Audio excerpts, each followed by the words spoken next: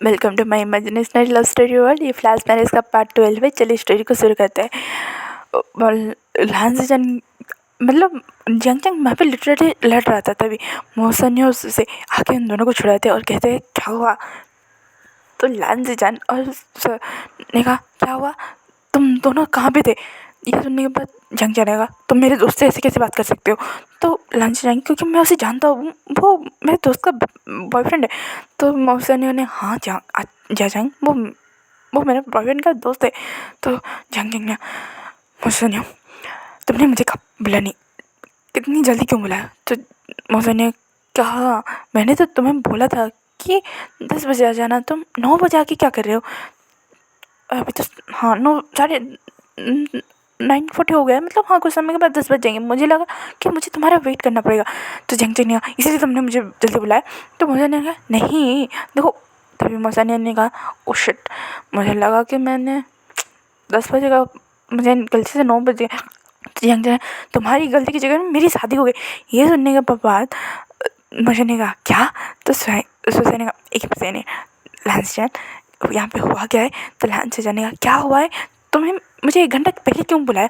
तो स्वयं ने कहा क्योंकि मुझे लगा तुम ऑफिस वगैरह में बिजी हो गए, तो 1 घंटे पहले आ जाएंगे तो जल्दी से काम खत्म हो जाए। तो लहन से जाने का और रियली तुम्हें जल्दी से काम खत्म करना था और इस चक्कर में हमारी शादी हो गई। तो मौसम और सुसे ने कहा तुम दोनों बोल क्या रहे हो, एक साथ बोला। तो जंग ने कहा एक ग्रम्पी ओल्ड लेडी थी। तो सुसे ने कहा इसी वजह से तो मैंने 10 बजे का टाइम दिया था जब रिसेप्शन चेंज होता है। तो ये सुनने के बाद लंच ने कहा और उस ग्रम्पी ओल्ड लेडी ने हमें शादी करवा दी। तो मौसन ने कहा वो कुछ नहीं दिखती है ना, उतनी सोची चाहिए ना और कुछ, वो सीधा शादी करवा दी थी अपने स्टाफ के थ्रू। ये सुनने के बाद जंग और लंच एक दूसरे को देख रहे थे और कह रहे थे पहले अब तुम दोनों की शादी कर लेते हैं, उसके बाद हम अपना मैटर सॉल्व कर लेंगे, ठीक है। ये सुनने के बाद मतलब मौसनी और सुसे की शादी हो गई और वो दोनों बहुत ज़्यादा खुश थे। और सुसे ने कहा मैं यहाँ से ऑब्रेट शिफ्ट होने वाला हूँ और थैंक यू मेरी अरे विटनेस बनने के लिए। अगर गलत हो तो लहन समझ गई थी कि हाँ भाई सुसे की फैमिली बहुत बड़ी बैकग्राउंड होल्ड करती है और मोशानियों की नहीं। इस वजह से उन दोनों के घर वाले शादी के लिए नहीं मान रहे थे। पर जैसे जैसे करके हिंदू ने शादी कर लिया। अगर अगर मेरे सर्टिफिकेट वो रॉन्ग प्रूफ भी करना चाहते तो प्रूफ के चलते वो रॉन्ग प्रूफ नहीं कर पाएंगे कोर्ट में। अगर कभी डिवोर्स का नौबत भी करवा दिया तो इसीलिए। तो लंच जाने का ओके तुम दोनों अपना ख्याल रखना, ठीक है। ये कहने के बाद वो दोनों यहाँ से चले गए। जंग चेना अब इसका क्या। तो लंच जाने का मारना मत। तो जंग चेने नहीं मारूंगा, बस मैं अपना कंट्रोल खो चुका था। सोचो ना आप किसी दोस्त की शादी में और खुद की शादी हो जाए कैसा लगेगा। तो लंच जाने कैसे क्या लगेगा, पता चल रहा है कैसा क्या लगेगा। तो जंग चेने का मुझे आउट ऑफ कंट्रोल नहीं होना चाहिए था, आई एम सॉरी। तो लंच जाने का आई एम सॉरी छोड़ो, शादी का क्या करे। तो जंग जाने का क्या क्या करे, मतलब तुम्हारे अंकल को पता भी नहीं चला हुआ।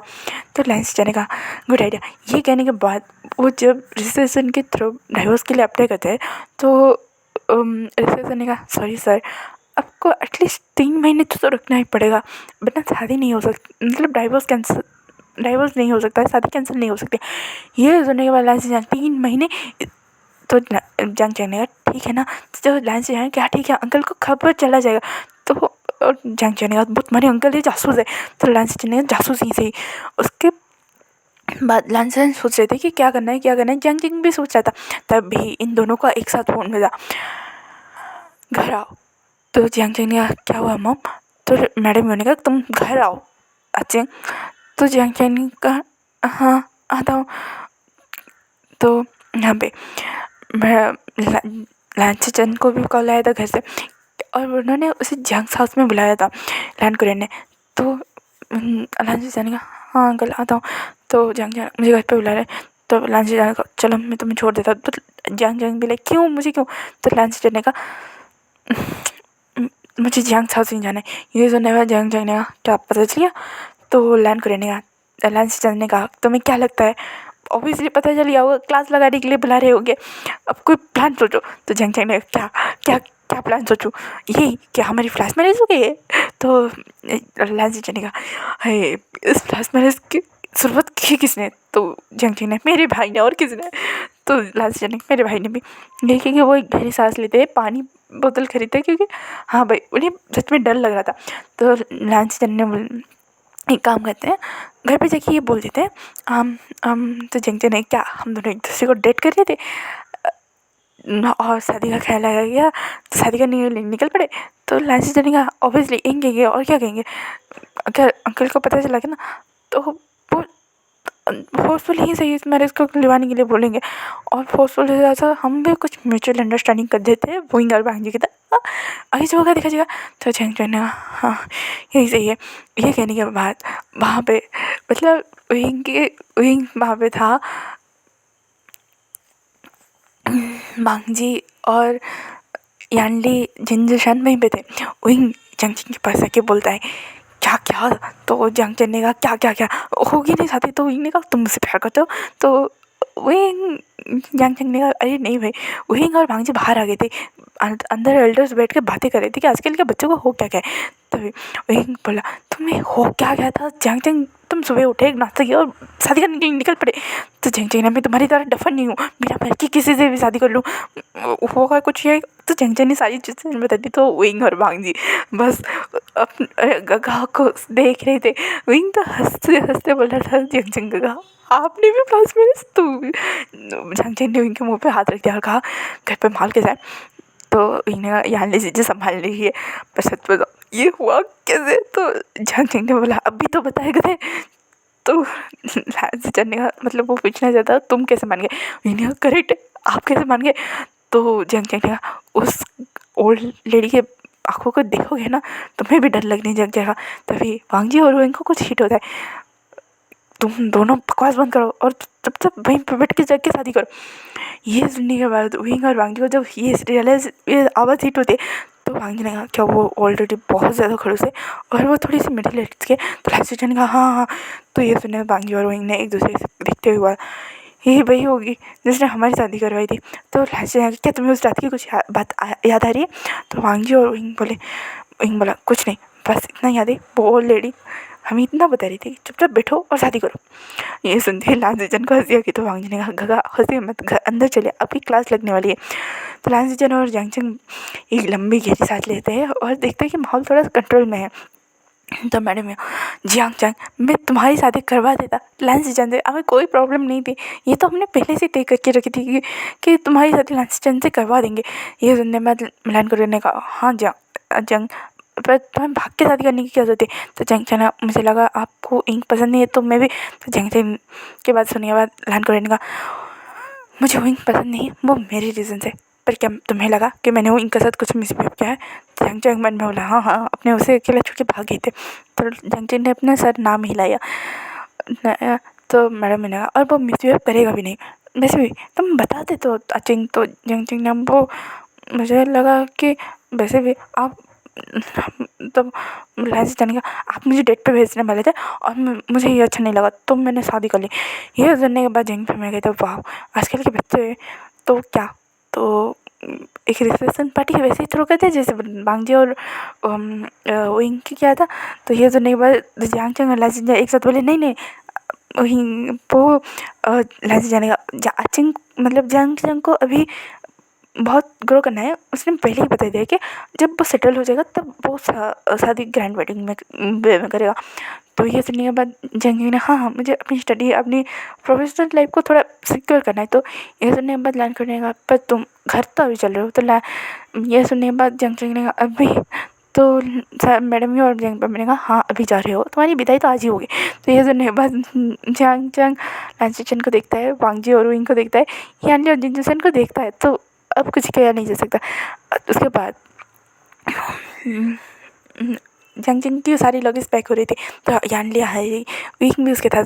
यानली ने एक चपेट जंगचन को लगाया और कहा ये क्या हुआ है कोई बताएगा मुझे। उन्होंने मुझे कहा कि मतलब सोचो मेरे मॉम डैड मुझे बुला के बोल रही कि मेरी भाई ने शादी कर ली। कैसे, एक तो छोड़ मुझे फ़ोन करके बोलते हैं मैंने शादी कर लीजिए और तो एक दूसरे के बारे में पता चलता है। तो जंगचन ने कहा पूछे मैसेज। उसके बाद उसने सारी बात बताई।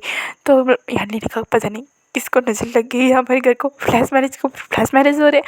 तो वही ने कहा सीजे अभी तो हो गया है ना अब क्या। तो यानी ने कहा अब क्या। तो जंगचन ने कहा अभी तो कुछ नहीं, अभी सच में मुझे पर लगा ही था कि घर वाले शादी के बारे में फोर्स करेंगे कभी ना कभी। अभी ये जितने दिन चलता है उसके बाद देखते हैं। तो यानी तुम्हें उससे प्यार नहीं है तो वो नहीं कहा सीजे मुझे पता है वो मुझे एक तरफा प्यार तो नहीं कर सकते अगर लांस चन की ओर से देखा जाए। तो यहाँ लेने का तुम्हें पता है लांस की एक बात। तो जंग चन हाँ मुझे पता है वो लॉयल होता है अपने पार्टनर्स को लेके। मुझे कहीं ना कहीं लगता है भी है कि लांस चन मुझे पसंद तो करते हैं पर। तो यहाँ लेने का तुम श्योर हो जाओ बाकी तुम्हारी मर्जी ठीक है। ये कहने वाले ध्यान वहाँ से चली गया और हंसते हंसते झांगचंग के लगेज पैक कर दिया। यहाँ तक कि झांगचंग ने 2 बार विंग को कमरे से बाहर निकाल दिया। पर क्या है विंग बस पैकिंग कर रहा था मदद में। विंग हंसते बाहर आ रहा था वो वांगजी से टकराया। कहा तुम यहाँ पे। तो वांगजी ने कहा मुझे वॉशरूम यूज़ करना है। तो विंग ने अच्छा ठीक है। उसके बाद विंग ने अपने कमरे की ओर लेके चला गया। वांगजी विंग का कमरा दिखता है थोड़ा मेसी है पर ब्राइट कलर से भरा है। मतलब बहुत सारे कहते हैं ना एक जॉयफुल सा कमरा है। विंग ने कहा हाँ थोड़ी सी मैसअप है पर हाँ तुम वॉशरूम जाना चाहता हूँ वहाँ से बोल रहा। ये कहने के बाद विंग ने रास्ते दिखा दिया और वांगजी ने कहा तुम्हारा कमरा तो कितना कलरफुल है। तो विंग ने कहा हाँ। तो वांगजी ने कहा क्या मेरे कमरे में तुम्हें बोर फील नहीं होता। तो विंग ने कहा मिस्टर लान वांगजी हमारी शादी 6 महीनों के लिए और 6 महीनों के लिए हॉस्टल में रहना इट्स ओके। तो वांगजी ने कुछ ज़्यादा रिएक्ट नहीं किया और मानसी और फ्रेश होने के लिए चला गया था। फ्रेश होने के आने के बाद विंग ने कहा हो गया ये लो टावल। तो वांगजी ने ये टावल लिया उसने खुद को क्लीन अप मतलब हैंड को क्लीन किया। उसके बाद कहा चले। तो विंग ने कहा वो तो वांगजी ने कहा डोंट वरी गगा जाती जंग को कुछ नहीं करेंगे। तो विंग ने कहा ऐसा नहीं है वो मुझे पता है गगा चंग को पसंद करते पर चंग। तो वांगजी ने कहा हाँ मुझे पता है पर हम किसी के ऊपर अपनी चॉइसेस थोप तो नहीं सकते है ना। तो विंग ने अपने सर हाँ में हिलाया और वांगजी और विंग वहाँ से चले गए थे। वहाँ से जंग को थोड़ा बहुत तो रोना आ रहा था पर हाँ वो रोया नहीं और वहाँ में से निकल गया था। तभी मैडम यानली और जिंजू-सन की ओर मुड़ के बोली तुम दोनों ऐसी कोई गलती मत करना। हम तुम्हारी शादी के लिए बहुत सारे सपने देखे हैं यानली अच्छे से करना चाहते हैं। तो यानली ने अपना सर हाँ में हिलाया और जिंजू-सन को देखने लगा और वहाँ से कहते नहीं ऑफिस के लिए जाना है। ये कह वो दोनों कार में बैठ गए और कहा जिंजू-सन तो कब बताने वाली है मिसेस जिन। तो यानली ने कहा शराब। तो जिंजू-सन ने कहा क्या शराब तुम्हें पता है ना हमने कल ही शादी की है। तो यानी ने कहा तुम्हारी वजह से मैं बहक गया। इतनी अच्छी ग्रैंड प्रपोजल देने के लिए क्या ज़रूरत थी मैं गधी शादी करके आ गई। हे राम क्या होगा। तो जिंजू ने कहा क्या होगा घर वालों को हम डेट जल्दी निकालने के लिए बोल देते हैं। और तो यानी ने कहा शरा मुझे भगवान मुझे अचानक को काम देके बाहर से निकलना ही नहीं चाहिए था। क्यों निकला मैं ये यानी अपने सर पीट रही थी। तो ये जिंजू ने कहा मिस्टर जिन ऐसा मत कीजिए आपको हर्ट होता है तो मुझे दिल दुखता है। तो यानी ने कहा शा ये कहने के बाद वो दोनों अपने ऑफिस के लिए निकल के हाँ जिंजू ने यानली को एक ग्रैंड वेडिंग प्रपोजल दिया था और यानली इतनी इमोशनल हो गई थी कि उसने उसी वक्त जाके शादी कर ली थी। और यह बात उसे शादी करने के बाद रियलाइज हुआ कि मैडम और मतलब मैंने क्या कहा था उसके डैड एंड मॉम ने क्या कहा था तुम्हारी शादी के लिए बहुत सारी चीज़ें हमें अरेंजमेंट करनी है बुक करना है कैटरिंग और सारी वेन्यू के बारे में उससे अच्छे से डिस्कस मतलब 6 महीनों से वो लगे पड़े थे यानली की शादी के लिए कि यानली हाँ बोले तो वो रेडी करे। तो यानली ने कहा अब पता नहीं क्या होगा। तो जिंदू से नहीं कहा था कि शादी हो गई है तो हम ग्रैंड वेडिंग कर लेंगे जब तुम्हारा मन करे। तो यानी ने अपना सर हाँ में हिलाया था और उसने सोचा कि घर वालों को अभी सडन बोलेगा ना तो डाउट हो जाएगा तो धीरे धीरे करके सब बताएंगे इसलिए उन्होंने कुछ नहीं कहा था। पर हाँ इन सब चक्कर में उसके भाई की शादी हो गई और कम से कम इनका भांडा फुटते फुटते रह गया था। अब लैन हाउस में जंग की बहुत ग्रैंड वेडिंग वेलकम की गई थी जैसे उनकी की गई थी। लैन से चंद के रूम के और लैन कोरियन खुद ने जंग को वहाँ पे छोड़ा था। ये बात इनको थोड़ी बुरी तो लगी पर हाँ इनने माइंड नहीं किया। वांगजी ने नोटिस किया पर वांगजी ने कुछ ज़्यादा वहीं पे कुछ ज़्यादा रिएक्ट नहीं करना बारे में सोचा और उनके साथ सब कुछ जानने के बाद उनके साथ वो रूम में चला गया। तो भांजी को तुम्हें बुरा लगा? तो एक ने हाँ अंकल को मैं बिल्कुल पसंद नहीं हूँ ना। तो भांजी ने कुछ नहीं कहा। वही ने कहा हाँ first impression is last impression, यही होता है, छोड़ो। उसके बाद वो फ्रेश होने चला गया। यहाँ पे जियांग चंग और लांसीचन रूम पे, लांसीचन का देखो तुम बेड पे सो जाना, मैं सोफे को बेड बना के सो जाऊँगा। तो जियांग चंग ने कहा पर क्यों? तो लांसीचन का देखो मुझे पता है मेरे से तुम्हारे लिए बहुत सारी फीलिंग्स होगी इस मैच वाली, पर तुम्हें मेरे लिए इतनी सा भी फीलिंग नहीं है, और मैं तुम्हें फोर्स भी नहीं करूँगा कि हाँ तुम मेरे हस्बैंड हो, तुम मेरे साथ ही रहना पड़ेगा, तो सोना पड़ेगा। तो जियांग चंग ने कुछ ज़्यादा रिएक्ट नहीं किया। उसके बाद लांसीचन ने कहा तुम यहाँ पे सो जाना, मैं यहाँ पे सो जाऊँगा। और कपड़े के बाद तो वो वहाँ पे गए, उन्होंने कुछ सेक्शन अपने खाली किए और कहा तुम अपने कपड़े यहाँ पे लगा सकते हो, ठीक। तो ये सुनने के बाद जियांग चंग ने अपना सर हाँ में हिलाया और वो लांसीचन उसके अनपैकिंग करने में मदद करने लगे। जियांग चंग को लांसीचन का ये गेस्चर जो था बहुत पसंद आ रहा था। ऐसे वो पूरा दिन बीत गया। दूसरे दिन कॉलेज में इन्हें जब बताया कि जियांग चंग गगा ने शादी कर ली, वो भी लांसीचन गगा से, भाई साहब सबके होश उड़े हुए थे। मतलब सबके मतलब कंफ्यूज थे, मतलब क्या हुआ, कैसे हुआ, क्यों हुआ, बस जानने के बाद तो उन्हें हंसी क्या वहाँ हंसी छुटी। तो सियांग ने कहा वाह वाह वाह क्या मैरिज है, या मेरे से। तो सुनने में ने कहा सियांग तुम कुछ शुरू मत होता ना। तो न्यूज़ ने कहा अरे अरे शुरू होने दो उसे, मैं भी शुरू होना चाहती हूँ उसके साथ। क्या क्या प्लस मैरिज, एक से बढ़कर एक एक एक एक मतलब लाइन करे अंकल को झटका लग गया होगा ना, जब उन्हें पता चलेगा कि भाई उनके सबसे प्यारे से दुलारे छोटे से नेफ्यू ने ड्रंकन हालत में प्लस मैरिज किया, और उनके दूसरे बड़े नेफ्यू ने फ्लो में, मतलब उन्हें पता ही नहीं था उनकी शादी हो रही थी और उनकी शादी हो गई। ये कि Kisni Hussain Suyang banking vending सारे हंस रहे थे, मतलब लिटरली उनका पेट दुख रहा था। तो इन्हें कहा शट अप गाइस कुछ भी मत बोलो। वैसे भी अगर जियांग चंग को पता चला ना हमने उनके मैरिज के बारे में यहाँ पे पब्लिक कर ऐसे बात करें ना तो कांड हो जाना है। तो जियांग चंग ने पता चलेगा मुझे चल चुका है, तुम ऐसा कैसे कर सकते हो हुई।